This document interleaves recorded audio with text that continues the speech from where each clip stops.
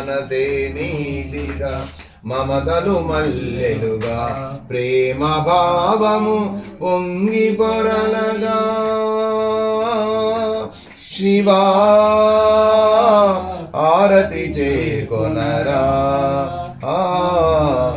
ఆరతి చేకొనరా నాయన్నదెలేని సర్వము నీదని నాయన్నదెలేని సర్వము నీదని దేవచలింగం దినకర కోటి ప్రభాకరలింగం తత్ప్రణమామి సదా శివలింగం అష్టదలో పరివేష్టితలింగం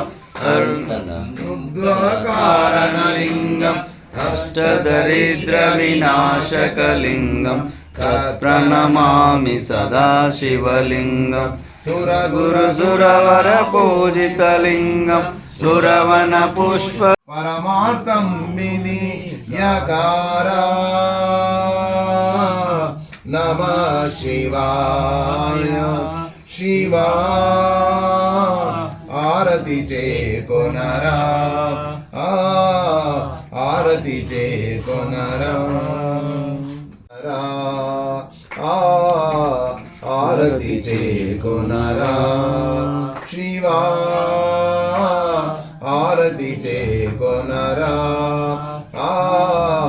ఆరతి చేకొనరా మనసే నీదిగా మమత హృదయారవిందే భవం భవానీ సైతం నమామి మందాలమాలం కులిదాలకాలే కపాలమాలం శశేఖరాయ దిగంబరాయ చ దిగంబరాయ నమః శివాయ చ నమః శివాయ ఆనందమంగళకర్పూర నీరాంజనదీపం సమర్పయామి.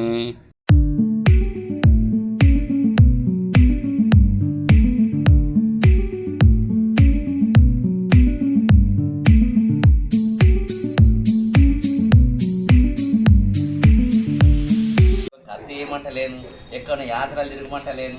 మీ ఇళ్ళలో ఉన్న మీ భర్తనే పరమాత్ముడు అని, మీ ఇళ్ళలో ఉన్న మీ అత్తమామనే దేవుడు అని. అప్పుడు చేస్తే ఇట్లా మారాన్ని దొరుకుని పూజ చేసినా పుణ్యం. ఇంటి లోలు పెడితేవి, ముసలమ్మకి అన్నం పెట్టకపోతేవి, బట్టలు ఇవ్వకపోతేవి, పెద్ద 10 మంది పెట్టి సత్రం పెడితే ఏం లాభం? లాభం లేదు. కాబట్టి ధర్మం గురించి మనందరం కూడా విచారం చేయాలి. ఎవరికి మోసం చేయొద్దు. ఏం చేయాలా? ఎవరికి మోసం అనేది చేయాలి. అబ్బా ఇంత సపోర్టు బలం వాస్తవాది వీళ్ళకి కూడా రావాలి. ఇద్దరు ముందట ఊకున్న వాళ్ళు అలా పొడుచుకుంటా నడుచుకుంటా పోవాలా. ఈ గల్లి వాళ్ళు చూస్తారు, వాళ్ళు చూస్తారా? ఎవ్వరికి కూడా అనుమానం రాదు. ఎవ్వరికి ఆయన చెప్తే తప్ప ఎవ్వరికి తెలియదు. అట్లా అట్లా అట్లా అట్లా ఏడే పొద్దు పోతాడో తింటున్నాడు ఉంటున్నాడు, బ్రాహ్మణుల దగ్గర ఉంటున్నాడు తింటున్నాడు నడుస్తున్నాడు. ఒక బ్రాహ్మణుల దగ్గరికి పోయింది, పొద్దు పోయింది. వాళ్ళ ఇంట్లో వాళ్ళిద్దరు భార్య భర్తలే ఉన్నారు. పాపం వాళ్ళు ఎంతో సంపాదించిన కానీ వాళ్ళ సంతానం లేదు. ఇక పాపం వాళ్ళ సంతానం లేదు. అమ్మ మరి మీ అసలు నాసులు అడిగిరి, అయ్యా ఇక్కడ బాగున్న ఇల్లు ఉన్నదా? ఒక్క పంతులు ఉన్నదా అయ్యా గా ఇల్లు చూపెడతారు కదా అమ్మ.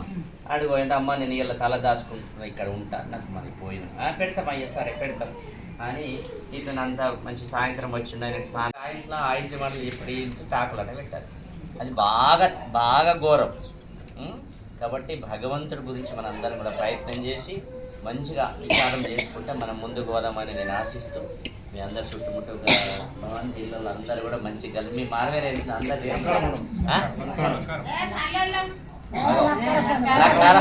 లక్కారం పళ్ళు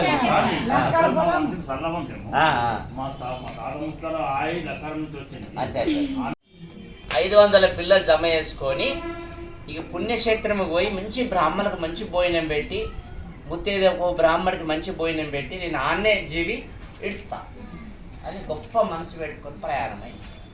అయితే అట్లా ప్రయాణమైండు. అప్పుడు ఆ కాలంలో ఇవన్నీ ఏం లేవురమ్మ. పాపం నడుచుకుంటా నడుచుకుంటా పోవాలి.